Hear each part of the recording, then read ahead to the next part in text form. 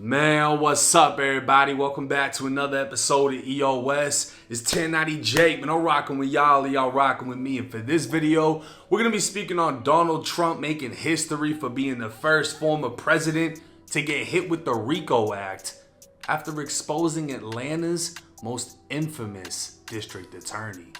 Thank you for joining us. I'm here with the prosecutors and investigators who have worked diligently on the investigation of criminal attempts to interfere in the administration of Georgia's 2020 presidential election. The indictment includes 41 felony counts and is 97 pages long. Specifically, the indictment brings felony charges against Donald John Trump.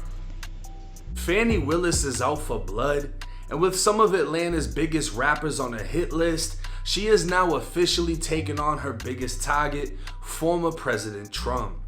Just one of 19 people within the 41-count indictment, Trump is joined by another notable name, Rudy Giuliani, the former mayor of New York City who changed the face of New York from the desolate war zone it once was. Trump alone is facing 13 counts within the indictment, ranging from violating Georgia's Rico Act to multiple counts of conspiracy to commit forgery, false statements, and writings. Quick question, can you clarify in Georgia the mandatory minimum when it comes to RICO charges, whether it's servable by probation or how that might play out? The RICO charges has time that you have to serve, so it is not a probated sentence. The alleged enterprise is Trump's political team, who are now being labeled a criminal organization after apparently refusing to accept Trump lost the Georgia election and unlawfully changed the outcome. The grand jury issued arrest warrants for those who are charged. I am giving the defendants the opportunity to voluntarily surrender no later than noon on Friday, the 25th day of August, 2023. But this long list of trumped-up charges comes only 1 week after Trump allegedly exposed some mystery in Fani's history. They say there's a young woman, a young racist in Atlanta. She's a racist. And they say, I guess they say that she was after a certain gang and she ended up having an affair with the head of the gang or a gang member. And this is a person that wants to indict me. She's got a lot of problems, but she wants to indict me to try and run for some other office. What's going on in this country is, and by the way, wants to indict me for a perfect phone call. This was even better than my perfect call with Ukraine. Remember that call? That was a perfect call. This one's better. Now, Trump would allege Fani Willis had an affair with the head of a gang or a gang member, which would reignite an old rumor that's apparently burned its way through Atlanta's streets for years. Fani Willis has become known across the nation after the YSL indictment was announced, targeting one of Atlanta's biggest rap superstars, Young Thug. The indictment would allege he started a war between two of Atlanta's most violent blood sets after a rival gang leader was gunned down outside of a barbershop. This murder would result in over 30 violent acts of retaliation and would be the beginning of the indictment's investigation. The victim was 26-year-old Donovan Thomas, who was more commonly known as Big Nut. At the time of his death, he was alleged to be the leader of the Inglewood family Bloods in Atlanta, and prior to his death, he is alleged to have had a relationship with none other than Fani Willis. Trump's accusations would make their way to News Made It, Atlanta's very own hood news via Instagram, and the comment section would go crazy. One woman would say, "If you from Atlanta, we been knew she was close with Nut Mama," alleging Fani Willis was close with Shawana Edmond, and pictures of the two together are rumored to exist. Another woman would say, "It makes sense how she want Thug gone so bad. Let us find out that was her boo," alleging that Fani has it out for Young Thug to avenge her former so-called lover. With one man hilariously stating Big T gon' free Thugger, another would say she definitely dropping that indictment now, and he was right. But before she would drop the indictment, Fani apparently sent emails to her staff about the alleged affair, calling it false and derogatory information.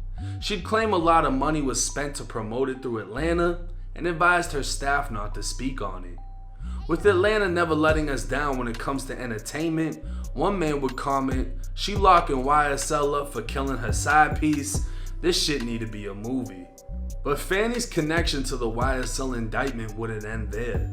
She also formerly represented YSL Mondo, one of the co-founders of the same alleged gang she is now attempting to take down.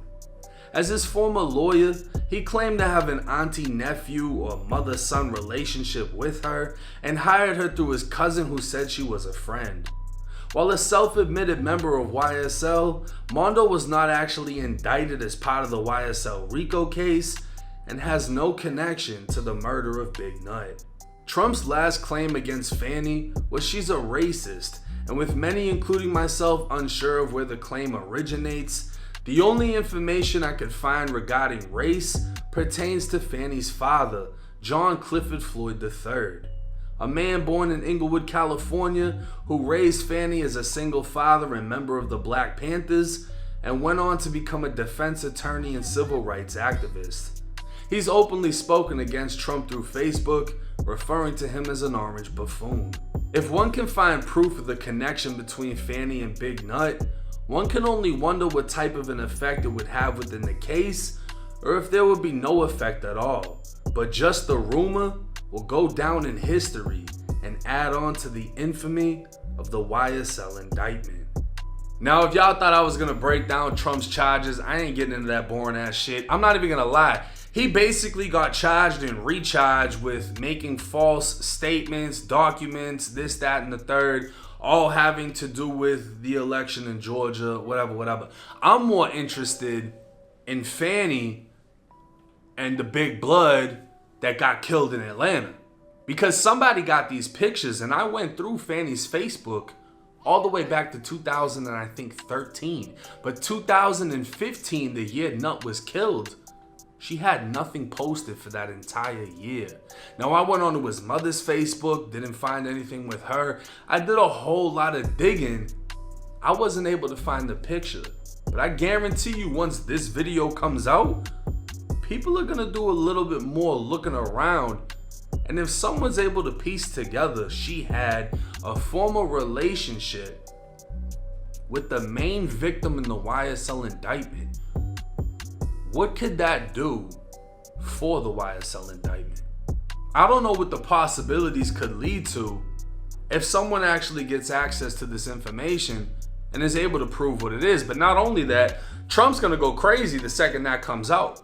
If somebody got a picture of her with the mother, or even better, her with him, that's going crazy. Trump's gonna have merch with Fanny and Nut, all type of shit, Inglewood Bloods. Imagine if she got a picture throwing bees up. That shit's going nuts. But we won't know unless it happens. We won't know what type of an effect it'll have in the case. Just to hear that this type of shit is going on in Atlanta, nothing else surprises me anymore. Everything about the YSL indictment is crazy. How in-depth it is, how many fuck-ups there are. How one of the lawyers was saying, I'm gonna need to start an OnlyFans because I'm not making any money because I'm stuck working this case. Shit is crazy in Atlanta, but it's very entertaining. But let me know y'all's thoughts and opinions in the comment section. And if you're from Atlanta, have you ever heard this rumor before? Try to find out where you heard it from. Maybe you know something that I don't. But hey, it's 1090 Jake. I'm rocking with y'all and y'all rocking with me. Till next time.